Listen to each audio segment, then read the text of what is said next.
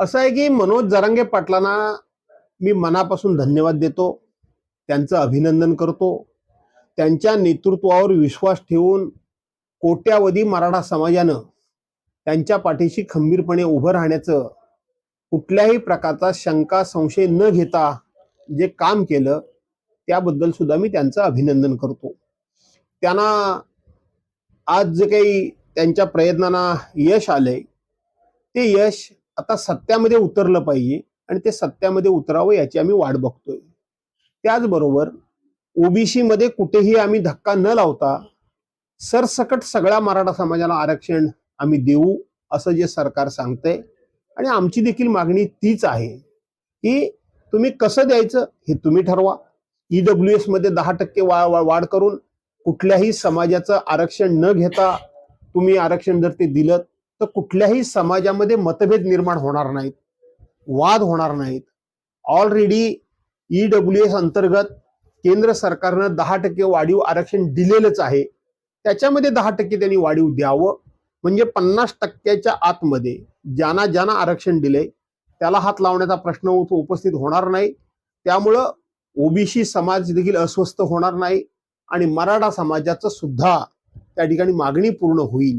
अशा पद्धतीनं सरकारनं त्या ठिकाणी काम करावं ही भूमिका मी सभागृहात मांडली आहे. त्या भूमिकेशी मी आज ठाम आहे. त्यामुळे इतर कोण काय बोलतायत, भुजबळ काय बोलतायत किंवा राणे काय बोलतायत याच्याशी मला काहीही देणं घेणं नाही. सर, सरसकट हा जो शब्द आहे त्या शब्दामुळे कोकणातील मराठा समाज संभ्रमात आहे आणि त्यामध्ये विरोधाची देखील भूमिका घेते. तुम्हाला काय वाटतं की ह्या आरक्षणाचा ह्या ज्या जाती बदलण्याची जी भीती वाटते ह्या लोकांना, तर त्याच्यावरती तुम्ही काय सांगता? सरसकट ह्याच्यामध्ये जात कशी बदलली जाईल? सरसकट जात कशी बदलली जाईल? सरसकट ह्याचा अर्थ कुणबी प्रमाणपत्र नाही. कुणबी प्रमाणपत्र हा विषय वेगळा आहे. कुणबी समाजाचं प्रमाणपत्र घेणं हा विषय वेगळा आहे आणि सरसकट हा विषय वेगळा आहे. त्यामुळं कुणबी प्रमाणपत्र घेणं न घेणं हा ज्याच्या त्याच्या मर्जीचा भाग आहे. परंतु ज्यांनी घेतलं त्यांना कशातून आरक्षण मिळवावं ते त्यांनी मिळवावं, परंतु उरलेल्याला देखील आरक्षण दिलं जावं त्याला सरसकट म्हणतात. त्याला कुणबी प्रमाणपत्राचं आरक्षण म्हणत नाही.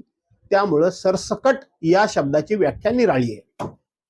हा कायदा बनेल असं तुम्हाला वाटतं का? तुमच्या 40 वर्षाचा अनुभव आहे, मी अपेक्षा करतो किंवा मी विश्वास बाळगतो की मुख्यमंत्री पुन्हा पुन्हा पुन्हा पुन्हा शिवाजी महाराजांच्या पायाला हात लावून बोलतायत. त्या अर्थी हे आरक्षण मिळावं एवढ्याच माझ्या सदिच्छा राहतील. फक्त मी मागच्या वेळेला जे सांगितलं होतं की मुख्यमंत्र्यांनी शिवाजी महाराजांच्या पायाला हात लावून शपथ घेतली, ती भावनेच्या आहारी घेतली की त्यांच्याकडे नक्की कुठला उपाय आहे याचं उत्तर त्यांनी द्यायचं आहे. काही लोक त्यांना पुढे करून या संदर्भामध्ये स्वतः मात्र कुठच्या कुठे मागे राहतायत का? माझा राहतायत असा आरोप नाही. राहतायत का? अशा पद्धतीची परिस्थिती निर्माण होऊ नये एवढंच मी अपेक्षा व्यक्त करेन. यापेक्षा या विषयावर मी जास्त भाष्य करणार नाही. धन्यवाद.